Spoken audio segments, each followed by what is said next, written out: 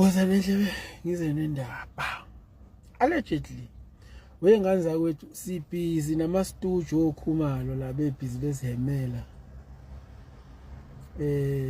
Ngiyabona abantu abaningi abayi-understandanga inkinga yami lapha. Mafethu mina nginandaba ne-context yaleya video. But into engicasulayo inhlambe engithukwa ngayo kuleya video. Into engicasulayo ukuthi mina kuthiwa ngicaptured.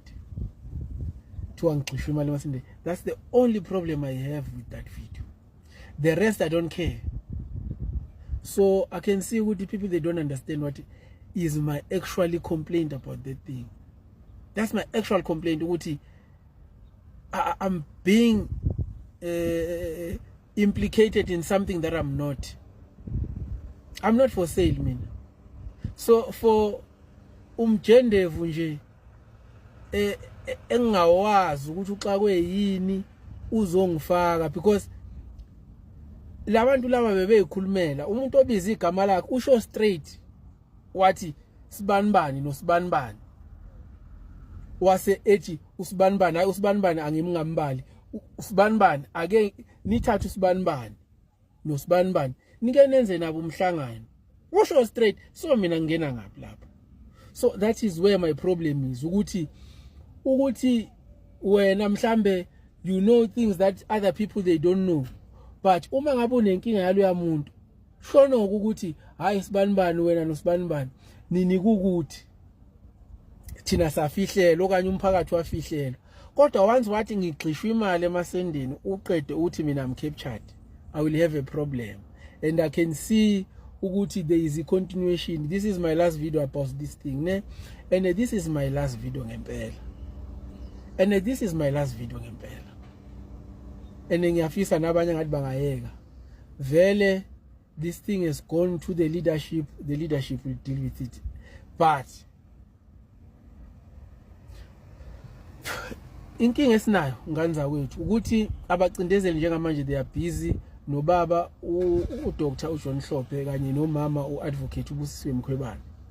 Abacindezeli they are busy as we speak right now, and I'm pained because umkhonto is what is that is what umkhonto is trying to fix.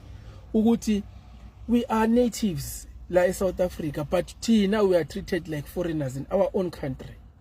So abantu they inbox me whenever I talk about something like what I'm saying right now, and they tell me all sorts of things. But my worry is one. We saw this in 2021. Kwashona abantu abaningi sakwenziwa le nto leya. I was not part of it. I don't believe in such. Mina nami kunokungifikela ukuthi angisukume. Kodwa manje ngibuka ukuthi ukusukuma kwami kungisiza ngani ngoba it will not fix anything. Uyabona, if we were to fix South Africa, thina excluding ubaba uNcamalala, sizilungisele South Africa, we wouldn't take arms and go and shoot at white people. No. The most important thing now, if we were to really take South Africa back, it's the coup. If we don't do a coup like South Africa, because labantu baphethe, they have all the powers ukuthi noma singavotelwa yiwo wonke umuntu wala eSouth Africa still kuzosorotshwa. So a coup is the only. But now how do you do a coup? I know yabona abantu abahlala nginbox amazulu akithi. Amazulu akithi anenkani anesibindi, they are brave so much. But now they don't understand ukuthi once you fight this war, i-war yomhlaba, it's different from ukulwa nesigodi or something like that. Once you start that war, ukuthi manje we are taking arms, we are fighting these white people, abasicindezele, not every white person, but abasicindezele. Once you start that war, you must know ukuthi you have your own producers or manufacturers of arms, bombs, everything that you need in a war. You've got the person who will help you with even armor bullets and all that. If you don't have that, then you can't, because once you run out of the 10,000 that you have armor bullets, then what are you going to do? You need you need to know ukuthi where are you going mawuya empini yomhlaba. So bafethu nenhlaningi inbox ayiyekeni lento engayicabanga nokucabanga. If you want that, go and capture someone or who can make these things. Go to Ukraine, go to Russia, go to Israel, capture that person.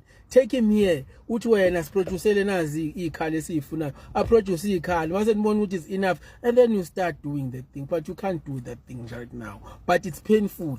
Njengoba ngisho ukuthi njengamanje they are fighting abantu bakithi abamnyama, and there are those people who are idiots who think that hayi babu John Mhlophe is incompetent, umama uBusisiwe Mkhwebane is incompetent, so they must be fought by these white people. But you never see white people fighting each other. Kunabo bantu dokotela o-AIDS o-voter person, they are practicing. How many people have he killed? A lot of people, but you will never hear even a single black person saying that. Why? Because the only person that is actually fighting ilokhuzana ama establishment alabantu abamhlophe, the only person ozobalwisa uye lo muntu ozobe corrupt or wrong. Once wena waba umlungu wenza into wrong ebantwini abamnyama, no one will say corrupt, even the very black people. So namba fethi inokungidla lento ngifise ngathi yabona manje ngiphuma inqini ngimoshe, but ngikubuka ukuthi ngizomosha ngibhome ngenzeni, but kuzongisiza ngani ekugcineni, because izwa ngeke libuye. It needs a strategy, that thing. Ubaba Ncamalala bamthatha njenge hooligan njengayo yonke into ebheke eceleni, but ubaba Ncamalala ufuna ukwenza izinto ngendlela right, and nathi sinalo ithemba lokuthi izinto zizokwenza ngendlela right. But at the back of our minds we also understand ukuthi these people are in power, bazodliwa bangafuni ukudliwa baloku bethi abadliwanga. Why? Because they have a lot to lose. They have a backup outside South Africa, so you cannot go and take arms and say you are fighting those people. Uzobalwisa kanjani abantu abanjalo? Because you need to have a strategy. You need to know ukuthi you can have indawo zokuhide abantu, whether underground, wherever. You have everything, like you've mapped everything. Then you can start saying, now we are taking our country back. But you cannot say you are taking your country back right now. Bafethu lento engitshela yona ku-inbox, it won't work.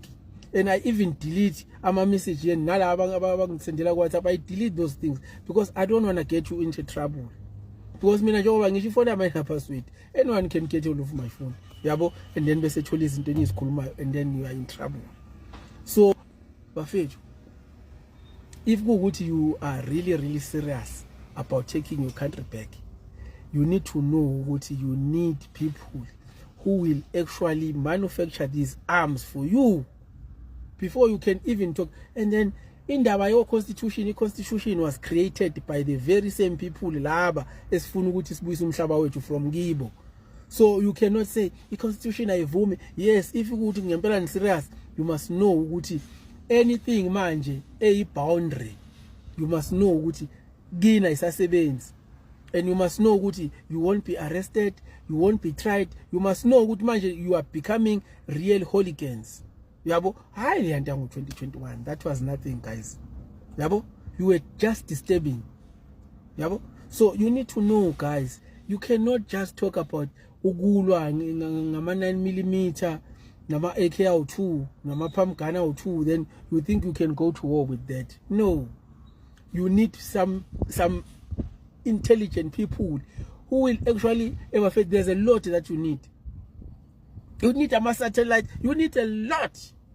So you can't just, as a South Africa, maybe certain people in South Africa, and then you think you can go to war.